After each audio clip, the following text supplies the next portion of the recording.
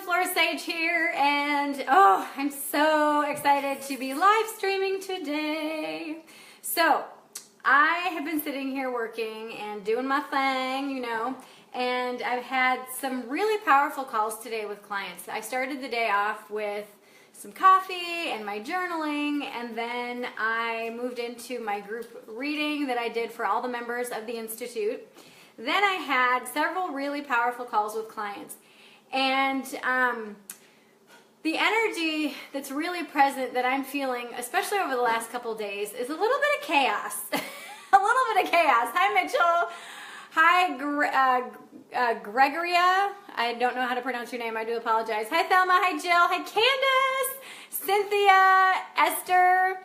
I totally butchered your name. I'm so sorry. Cora. Let me see who else. Yay, Cynthia. So, here, I'm going to get off of Wi-Fi again. So, yes, and the thing is that when you start to clear the bullshit, you start to recognize how much you've been putting up with, and you're like, oh my goodness, this is bullshit. So you know that you have the bullshit, and then once you identify it, then you really get clear about it and going, oh my God, this is bullshit. Because sometimes, and this is the funny thing, sometimes when we're living our day, we don't really identify our issues as bullshit. We don't really identify these little stressors as bullshit. We just think of them as, well, this is just how life is. And we have a fabulous life in most of our life, but we have this one thing or two or three things that we're putting up with that we really normally wouldn't put up with, And so one of the things that I want to share with you today, this is why I actually labeled this video what I did, was one of the ways that you can help clear the chaos for yourself is to form new habits. Now, forming new habits can sometimes suck. They can sometimes be challenging, and you can feel a lot of resistance around implementing that new habit, but I'm here to tell you that when you actually diligently focus on one specific thing and bringing in one specific thing or clearing out one specific thing, that frees up your energy exponentially. So, one of the things that I want to share with you today, or not really share, but bring up for you today, is I want you to think about one thing that you're stressed out about. Just one thing, one random thing. Not anything big, not anything small. What are you stressed out about today? Okay? So one of the things, I'm not really super stressed about it, but I noticed this and I was like, damn it. As I was petting my cat and a flea jumped off of him, and I was like, are you kidding me? Because I treat my cats and my dog for fleas before they actually get them so that they don't get them. And so I was petting him, and this is a cat that's an outside cat. Well, he's inside outside, because I live in Wisconsin, so you really can't be an outside cat when you're in like 20 degree below, weather. But anyways, I'm petting him, and this like little flea jumped off, and I was like, are you kidding me? So I grabbed it, and I wrapped it in a piece of tape to kill it, and then I threw it away, and I was like, excuse the vernacular, I was like, son of a bitch, how did you get fleas? Okay, it could be a random flea that he only had one, and it just so happened to jump on me, but I'm going, crap. Okay, and so I'm like, all right, so I'm going to have to retreat him and figure out, because I just treated him a couple weeks ago, can I treat him again? So I need to call the vet, and then I was like, oh my gosh, and so that's just something random that I have been that's just kind of been in the back of my head today. And so one of the things sometimes when we start to think about these random little things, and that random little things starts to pile on this random little thing, and this random little thing, and this random little thing, and all of a sudden we're like, oh my God, I can't even concentrate. I don't even know why I'm trying to work, because all I keep thinking about is the fleas, and then this, and then my laundry, and then this, and this, and this, and this, and this. So let yourself off the hook, and if all you're thinking about is the fleas, or this or that or whatever, that one thing that keeps rearing its ugly head, stop and address it. And, this is one of the things that I like to call the laundry factor. And what the laundry factor is, and I actually coined this several years ago when I was working with this fabulous client from North Dakota. She's freaking awesome. Anyway, she was talking with me, and for several weeks, she wasn't really making any progress. And I was like, but all she kept talking about was the laundry. Laundry this, laundry. And I said, okay, stop. Let's put the brakes on. Let's talk about the laundry. She goes, I don't want to use my coaching time with you to talk about the laundry. And I said, well, I do, because I know that it's affecting everything else in your business. And because she worked from home. And so I said, okay, so let's talk about this laundry. How is it affecting you on a daily basis? And she goes, I effing hate laundry. And I said, okay, how old are your kids? And she told me, and they were like 9 or 10 or something like that. And I think it was like 9 and 12 or something.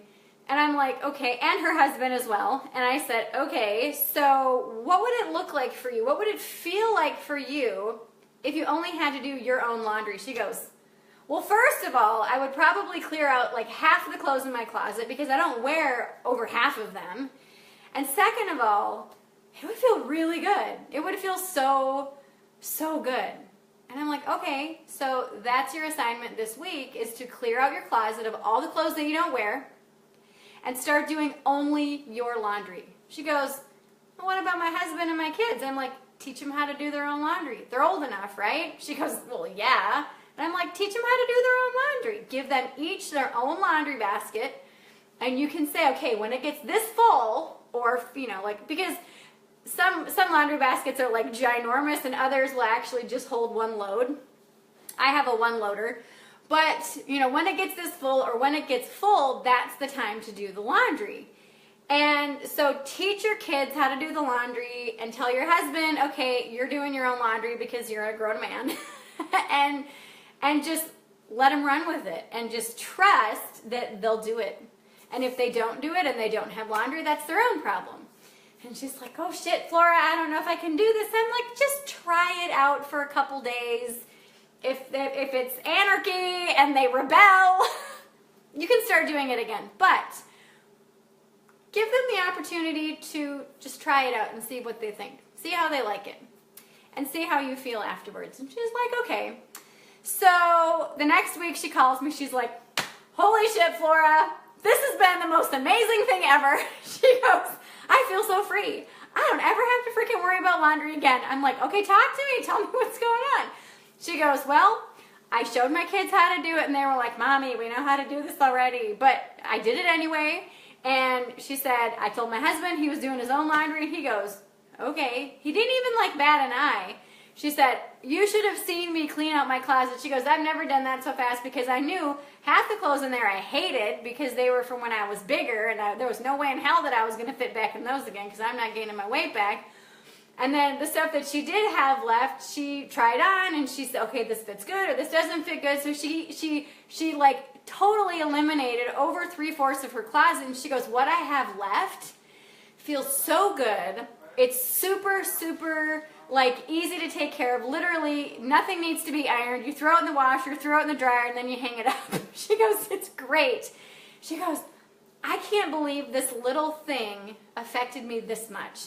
She said, I've gotten so much done in my business. And so for a couple weeks, like I said, she was stagnant. She wasn't really making any progress towards her goals.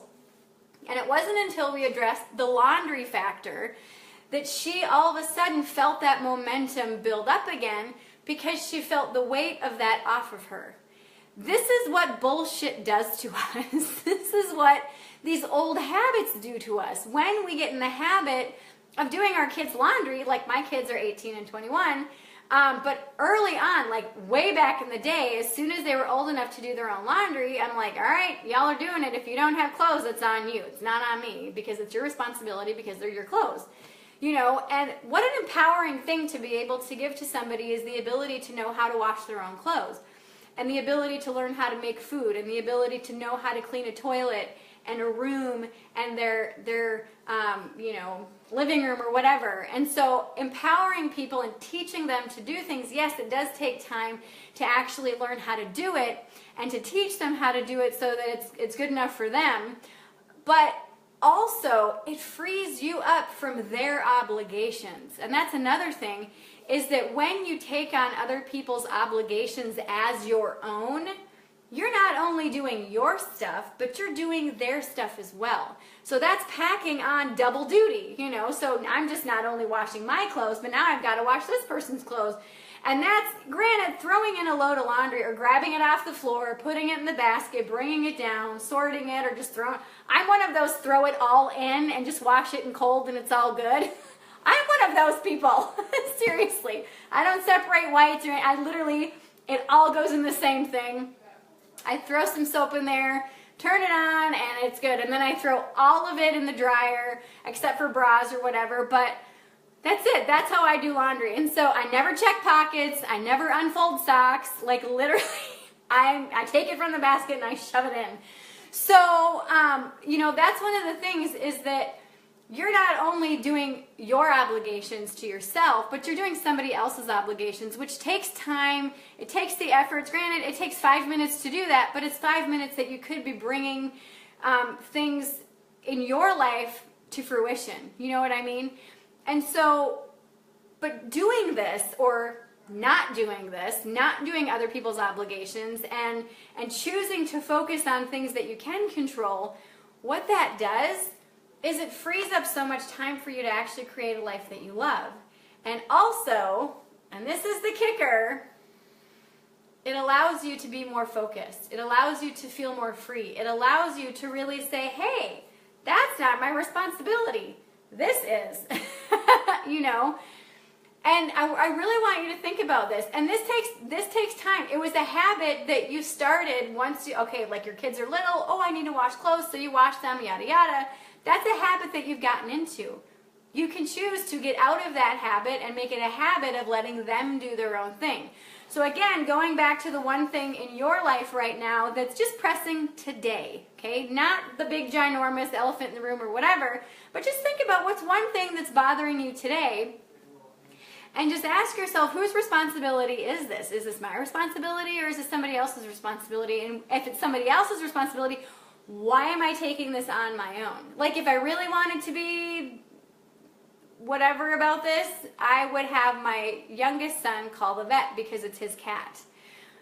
He does pay for the vet bills for the cat, but I'm the one that purchases the flea stuff. So, well, we might have to have a discussion about this, but he's saving for some stuff. But anyway, so, you know, this is something to really think about, is, you know, whose responsibility is this thing that I'm kind of stressing out about today? And then, when did I get into the habit of doing this? When did I get into the habit of doing other people's laundry? And again, this is called the laundry factor, people. But allowing yourself to recognize where things feel chaotic and where things feel overwhelming, and just training yourself to recognize the overwhelm, recognize what you can do now, and then get into a habit of shifting your energy and shifting how you think about it and shifting how you show up for this. You know, one of the things, so y'all know I'm a talker, okay? I love talking. And I love the idea of journaling, but have never been super consistent about it. And the reason being is because I'm the youngest of 5 girls. And being the youngest of 5, you start to dig into your older sister's stuff because it's really cool, you know, like when you're like 4 or 5 or 6. And so one time, I can't remember which sister it was, but I read her diary and she got pissed. So I got a diary and I wrote stuff in there specifically because I knew she was going to read it. And then she read it and she got mad and I was like, neener, neener, you know, as little kids do. But I realized that even though something has a lock on it, because this was one of those little tiny ones with a little lock, I recognized that it really truly wasn't private. And so I never really felt safe enough to write in a journal. And, you know, during my first marriage, I was like, oh, you know, I think I'm going to entertain the idea of doing some journaling. And so I started a journal and was doing it, and then I put it in this little hiding spot or whatever. Well, my husband at the time found it, and he read it, and there wasn't anything bad in it. But he got mad, and I was like, what the hell are you mad about? And he was mad that I had a journal and I didn't tell him about it. And I'm like, seriously? This is crap. That was bullshit, you know? And so then I ripped it up and threw it away. And he's like, you don't have to do that. I said, no. These are my private thoughts, and you read them, and then you get mad at me for having private thoughts? What the hell? You know, and so I just stopped journaling altogether. And I even created a class called Journey Through Journaling, which shares with you alternative journaling methods besides actually putting pen to paper, which is kind of funny. And many of you on this video have been through that class. And it's a really powerful class. But just most recently, I've been really kind of feeling this urge to shift out of my regular mode and modality of processing my thoughts and of really entertaining the idea of doing journaling.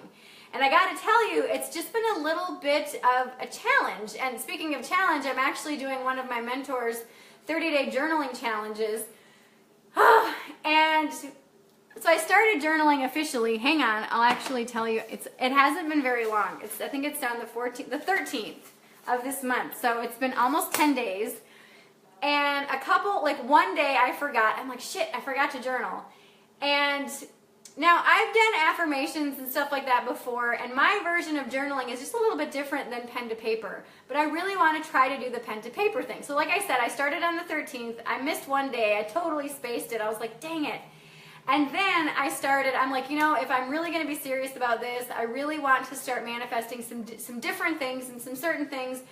I really want to journal in a different way that's completely outside of my comfort zone so that I can shift into a completely new paradigm. Now, every single day, I do some affirmation work. I do some manifesting work, but I don't really consider that journaling. I actually write it down because that's more focus-based, that's more through my business.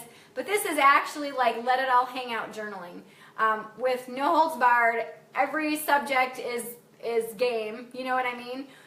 So I realized I need to create a different way that I think about journaling, and I need to actually create a habit of journaling. And that's one of the reasons why I joined the 30-day journaling challenge. And it's been a challenge. I do have to admit, it's been a challenge. But today I do my journaling in two parts. I do my regular journaling that includes my affirmations, but then also brings in this other side of things. And then I'm doing the journaling challenge work. And the journaling challenge work I haven't done yet. I didn't do it for yesterday either, so I have to do yesterday's and today's. And I was feeling a little bit like pissed at myself, going, fuck, why haven't I done this yet? And I realized I need to make a video about this because this absolutely is the laundry factor. This, like literally my journal has been sitting here like all day. And I'm like literally it's right next to me. And what I should have done is after I did my main journal, after I did this one, what I should have done was just not even look at my laptop and did yesterday's journaling exercise, open my email, check the journal for today, and then do that. But I didn't. And so I'm here to tell you that no matter how versed you are in certain things in your life, when you try a new habit or when you start to implement a new habit, when you start to make change, chaos will ensue, and that is okay. And that's why I'm making this video, to let you know that I'm going through the same thing you are. I'm feeling a little bit of chaos. I'm feeling a little bit of frustration, a little bit of overwhelm, a little bit of like, what the hell is wrong with me? Why can't I do this? Because you're not in the habit of doing it. You're not in the habit of going through that part of your day as this is what I do. Like my habits are, you know, I get up and I go to the bathroom and I meditate. And then after I'm done meditating, I get dressed and I come upstairs and I make my coffee and I walk the dog. And sometimes I walk the dog and then have coffee. And then I'll sit down and I review all my stuff for today, for the next week, for the next quarter, really get myself in flow, write out some affirmations, write out some, you know, certain things that I'm manifesting, and then I jump into my work. And so what I'm adding to that is my extended journaling work. So after I do my affirmations and the things that I'm manifesting, I'm then adding several pages of just whatever wants to come out, I let come out. And so that's the thing, is that that's a new habit for me, and I'm not super in flow with it yet. And so when I add that next step in, sometimes I have felt like, shit, I'm running behind, or I don't have enough time to do this, and I'm going to have to get up earlier, and oh my God, and so then I'm trying to go, okay, should I get up early? And this morning I was going to get up at 6:30, and I'm like, screw it, I'm going to sleep until 8. And then I had a 9 o'clock meeting, and then a 10:30 client session, and then a 1 o'clock client session. And so this is something that I was like, oh my goodness, what is going on? And because I chose to sleep in. And so this happens. Habits are very comfortable. Habits, they're habits. Habits are habits. And actually, I want to read to you just a second. There is, I hope I don't knock my books over. Okay, I have this really cool invisible shelf. I was going to show you. But anyway, I have this invisible shelf that you can't see, but it's got all my books on it. So, I have a poem that I'm going to read to you. And it's called, here's the poem. It's very powerful. I am your constant companion. I am your greatest helper or your heaviest burden. I will push you onward or drag you down to failure. I am completely at your command. Half the things you do, you might as well just turn over to me, and I will be able to do them quickly and correctly. I am easily managed. You must merely be firm with me. Show me exactly how you want something done, and after a few lessons, I will do it automatically. I am the servant of all great men, and alas, of all failures as well. Those who are great, I have made great. Those who are failures, I have made failures. I'm not a machine, though I work with all the precision of a machine, plus the intelligence of a man. You may run me for profit or run me for ruin. It makes no difference to me. Take me, train me, be firm with me, and I will put the world at your feet. Be easy with me, and I will destroy you. Who am I? I am a habit. So, I'm here to tell you, give yourself permission to create new habits, and the world is your oyster, really. But you have to remember to give yourself a break when you're learning new habits, when you are breaking old habits and integrating new habits into your life. Even us self-help people that have been teaching this stuff for years, when we implement new habits, a little bit of chaos ensues. And that's okay. That is okay. You've got to be comfortable with the birthing process. You have to be comfortable with the birthing process. Okay? So, let me see what comments we have. Let me see. Cora says, yes, chaos is a big thing right now. Yes. Yes. Candace said, it's the solar energy from the solstice. Yes, oh my gosh. Solstice energy is freaking amazing.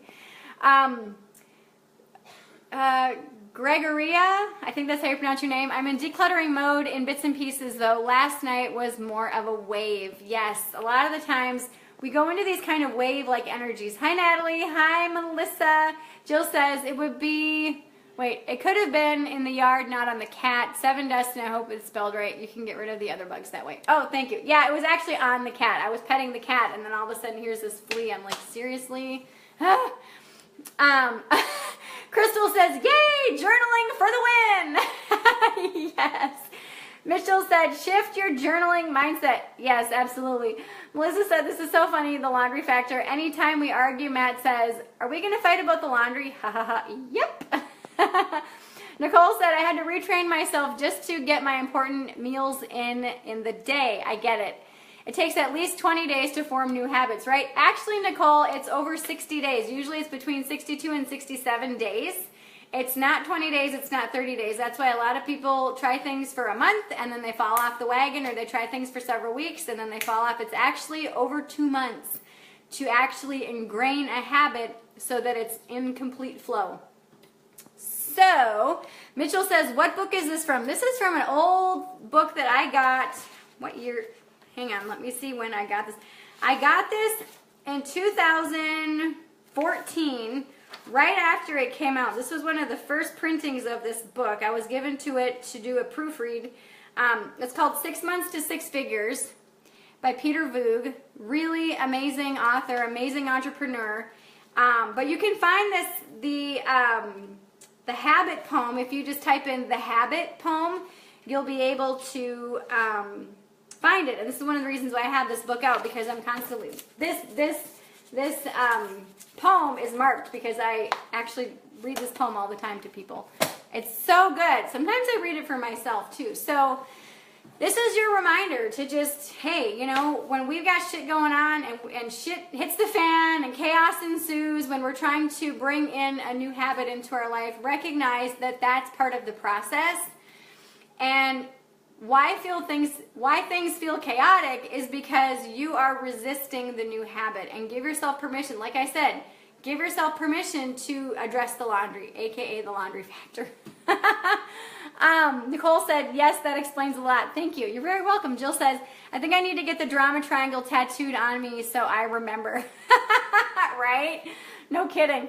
All right, everyone, I love you so much. And hey, if you are ready to kick bullshit to the curb, if you are ready to finally just say, you know what, I'm done with the bullshit, I'm going to clear it, I have a really amazing offer for you. I've got the Bullshit Eliminator 30-day experience and the Bullshit Eliminator Quick Start class. The Quick Start class is for people who don't want the community, who don't want the one-on-one support or all that other stuff. You just want to get in and get out. Check it out. I'm going to post it in the comments below. And the Bullshit Eliminator 30-day experience is a 4-week experience with myself and other badasses who really want to start to clear and kick bullshit to the curb once and for all. There's a private Facebook group for both of these programs, the 30-day experience and the Quick Start. So if you are ready to kick bullshit to the curb and you finally are ready to regain your happiness and regain the control in your life, click the link below, join either of the programs, whether it is the Quick Start class or the Bullshit Eliminator 30-day experience, and you will not be disappointed. I've already seen a huge amount of shifts in the people that have been in the program, and it's only been just a few days since we launched the very first class, so it's just incredible. So if you're ready for change, if you're ready to finally kick bullshit to the curb, click the link and join the program right now. All right, I will see all of you soon. Mwah! Bye.